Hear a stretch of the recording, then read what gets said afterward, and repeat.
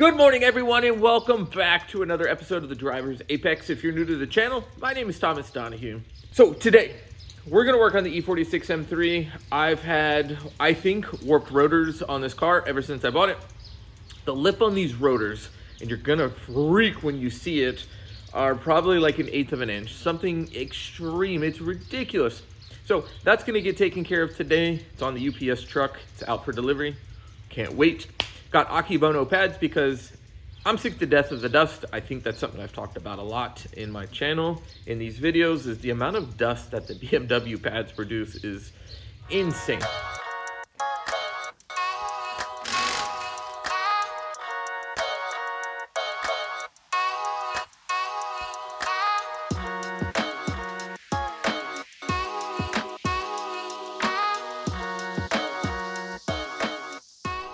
So let's cover the tools that we'll need. PB blaster. I've had those bolts out before, like the retaining bolt, but I might have to hit it again with PB blaster. Might need a steel brush, something like that. You definitely need a 3/8 in your half. So that's a 16. That's an H7. That's an H5. So the H7 is if we want to clean up the guide bolts, make sure everything's flowing nice and smooth. And then that's to get the rotor off. So let's do this before I try to remove this. My gosh, that is dirty. I'm just gonna hit it with a little bit of PB blaster. It's starting to rain. I like it when it rains here. So there's 2 here. So I only ordered 2 because I think I have 2 new ones as well. So I didn't want to have just a surplus. Got to get this retaining clip off. Once the retaining clip is off, then we can remove the 16s back here. Once the 16s are removed, this will slide off. That way we can put the new rotor on. Pads will fall out, of course. We can kind of mock everything back up, bolt it up some, and then once we remove the guide bushings here, the guide bolts, then that'll allow us to swivel it, and then we throw some brake pads in and then push it into place. I just do everything by hand. I don't really do a lot with power tools. Oh gosh, I don't like how close that is. It's so much easier. Okay, so that's enough. Now we can get in with a ratchet. Success. What I might need to do is, I haven't fully taken this off. I wouldn't take this off fully. What I would probably do, you can tell it's been a minute. What we might need is the help of someone just to put the brakes on. We'll see. I've done it without it, so we'll see. Okay. And I put the old ones back on, which I don't know. Could be smart, maybe not smart. That one there, you might be able to see it's already starting to round. And when you put it back on, you definitely need to make sure that it's got enough strength that it holds in place. So it's kind of sketchy if you are putting it back like that. All right, that's out.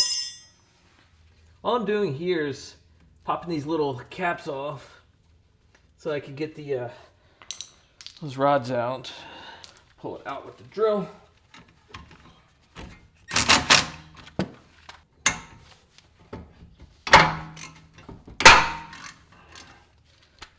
You can do this before or after. It's not going to go anywhere.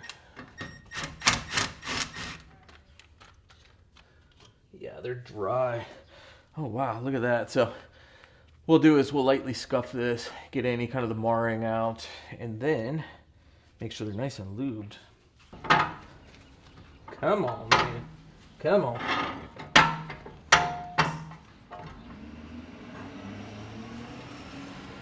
I guarantee you these things have not been off in a long time. They could even be the original pads and rotors. And these are on there really tight, like quite tight. There we go. Wow. Let's see here. These are Jurid pads, and it says BMW on the back. So I think these are actually original. I just don't want any pressure on the lines. I don't want to tear anything either.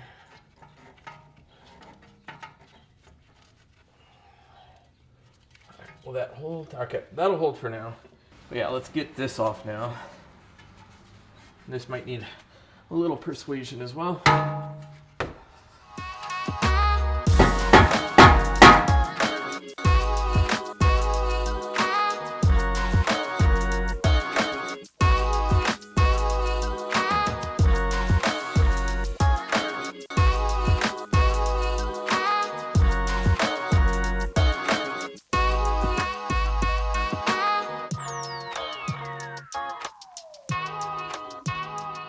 Alright, so I got in here, degreased this, used some CarPro reload, so kind of give it a little ceramic coat, very light ceramic coat, something like that, just on the shield. I like everything to be as clean as possible when I do put it back. Now what we're going to do is, just to make life easier in the future, is let's add some anti-seize. That'll just make everything easier anyways. Just gliding on here. What I don't want is it to kick up onto the rotors, especially as I'm trying to bed them in. But because this was so rusted and so just badly seized, I'm gonna try to rub it in nice and just get a thin coat. We don't need a whole lot. Now the rotors, my gosh, huge difference in the way that they look. Loading kind of setup is ideal, however, I didn't want to spend that kind of money right now.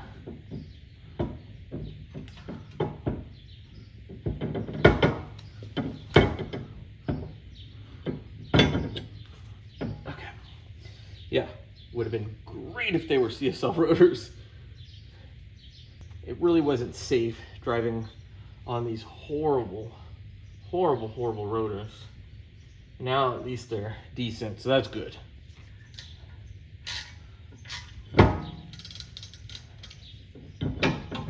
I think I might pull this back out, put a little more anti-seize in there, just so that life is easier for me later, since I am the one that maintains the car. All right, next, let's clean this up some. So let's just kind of get some of the brake dust, just anything that's kind of loose, stuff like that. Okay, let's see here. Let's get these installed. For some reason, I'm not using it right now. It's like power tools. I'm just so used to just working with what I got that I don't really use them a whole lot.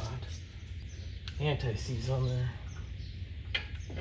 We don't have to go crazy with it. It's just, if you value your time working on these cars, or just cars in general, just put a little anti-seize on there to make your life easier.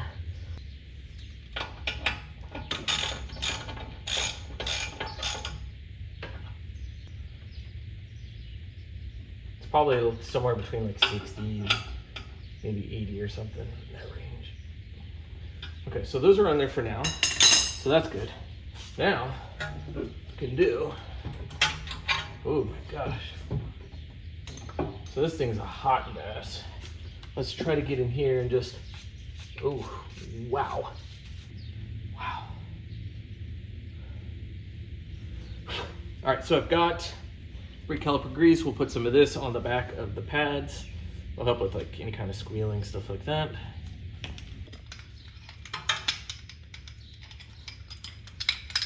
Yeah, so come around this side, that way just everyone can see. So I'm trying to push in the piston. So I'm using the brake pad that's already, the old brake pad, and see this cheap tool, it's at Harbor Freight or AutoZone, wherever. I can feel the piston pushing in as I hear the dog bark. Now what's gorgeous is like CSL rotors, Brembos, stuff like that. Are those carbon fiber? No. Oh, no okay. carbon fiber. Yeah, look at all that crap in there. Yeah, these need to be rebuilt. What are those? Sorry, these, good question. The seals, they're real dry. Really dry, actually. Let's hit that with a little bit of brake cleaner. Oh, I'm gonna step back. No, you're fine. Can I ask a question? Yeah. Is there a brand called Big Brakes, or are you just calling them big? Big. These are baby brakes. Big brakes. These are 328 mil. The CSLs are 345. We're talking about millimeters. And then I think big brakes would probably be like 360 millimeters on this car. So it's significantly larger. And we're talking about millimeters, so it actually quite a difference. So how much more would they like extend out visually? I mean, they'd be like that. Those are big brakes. Yeah, no, it would be pretty darn serious. Big brakes. It's funny. Okay. Yeah. So those holes are for the spring, the anti-rattle clip. For a second, I was like, did I like screw up or something? Like, what did I do? No. But I didn't mess it up. Oh, what are you doing? It's a kind of a anti-squeal grease. Can you put that on like regularly, or is it always good? No, yeah, you can definitely put it on. Now, see, the question is, I always do this, but I don't know if on these I should or shouldn't. It's not the end of the world if I shouldn't, I guess, because I can always take them back off, but it's usually a good idea to do it, so who knows? I remember you did it on George's brakes. Yeah, so now so I've already cleaned these. All I did was take like a 3M pad, some brake cleaner. I put the drill bit on this side, just hold it and just clean it off that way. Brand new. I know. Yeah. And then we're just gonna use some of this because they've got to stay lubed. If they're not lubed, then they don't move freely. They're guide pins. They're caliper guide pins. And what they do is they allow the brake caliper to move back and forth. Do you need more lube? No. Okay. We should have enough for this front. Okay. But when they came out, when they came out, they were so dry, like ridiculously dry, and now they're not. So. Sorry, guys, I can't I see. have to get a light because I just simply can't see. See what I mean in there? You can't see that well if you're. He's putting so. Ew! And now I got icky on me. He's putting something in there. All right. Now look at see. That's a nice use of a light. Oh, I agree. Right tools make all the difference. I tell people that all the time. If you got the right tools, life's good. If you don't, it's gonna suck. There we go. It's like by feel, like you're trying to get in there, like right here, and you're trying to see.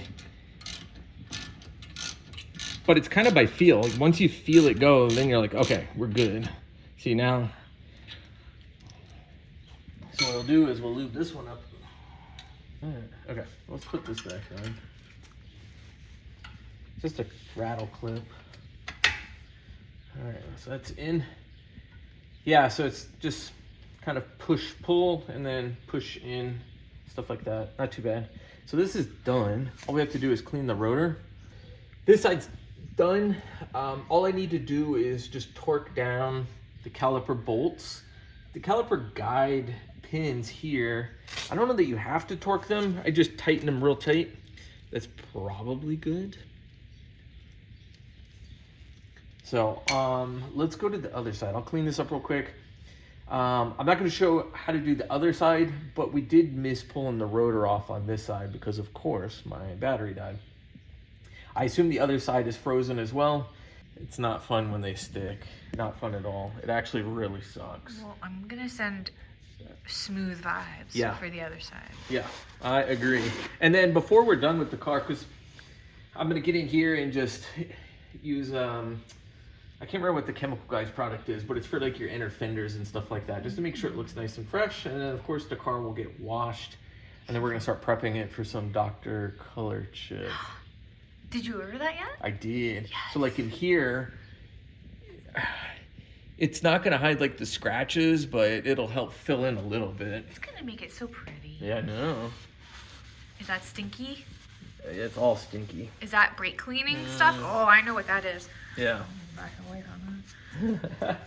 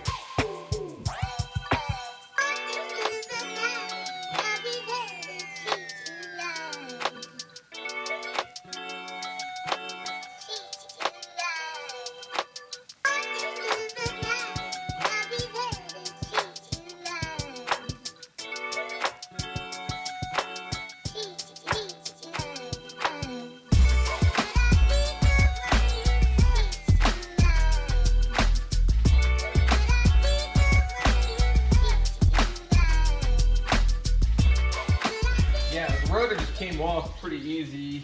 I forgot I didn't have my camera person here, but they were busy. I get it. So the rotor came off pretty easy. I've got this soaking with, I think it's some chemical, guys. Just like an all-purpose degreaser. Because, like I said before, this is disgusting. Like, I don't know if you can see, like... Oh, look at that. There's brake dust just caked on. Look how dirty this is. So you can see how everything is welded to that. So I'm just gonna wipe it off real clean. These are already in place, all the calipers. And then if you look here, you can already see I put the grease. So there's a little bit of grease applied on the guides there. So we're gonna wipe this down. And then, oh, this is really important to note. So when we're looking at the brake wire sensor, there's like a little like butt of sorts there, right? So that's gonna go on the inside of the brake pad, and the other side doesn't have it. So when you're doing this, that little butt or knob or it's gonna go. So there. It gets me all the time too. Trust me. But yeah, you can see like how much, and if you look, you can see like just the difference in color just by wiping it off. Wow. So I'll get this done and then we'll get the rotor put back on. All right, guys, so we're done with this project. It only took like what, maybe 2 hours? What do you think? It wasn't bad. I don't think it was too long. I think the biggest difficulty for me was just getting the brake rotors off of the hubs. First one, super difficult. Used some bolts through the set screws, and just kind of pushed it off a little bit and then hammered it off, or soft blowed really. And then the other one, I just hit it quickly and boom, it popped off. So I didn't even get a chance to film that for you guys. But yeah, take a look. Everything here is done. These are all put on. All this is cleaned. So I'm gonna leave this for now because what I wanna do is get all of this cleaned up and nice and just fresh, whatever. All this is all installed. Wow, I'm just saying all. What I'll do though is have Jen just sit on the brakes and then we'll just lightly torque that down. Guide pins are done. So those are all lubed up. So everything's really good to go. Over here, we got the brake pad sensor installed. I didn't film that because I didn't have the camera with me. Sorry. No. But yeah, if you take a look here, it's all put back. Everything's put back correctly. Everything looks good. Everything is lubed. So we're done with this project. So all we need to do is just freshen up in here, get everything cleaned. I'll put some anti-seize paste here. And then on the wheels, let's look on the inside of the wheels because the inside of the wheels are probably gonna look a little rough. Yeah, see? Ooh. So we're gonna get all of that clean, nice and smooth, put anti-seize there as well. But these wheels are also gonna get clean before I put them back. So I think this project's a wrap. It wasn't too difficult. I guess you can call it maybe a how-to.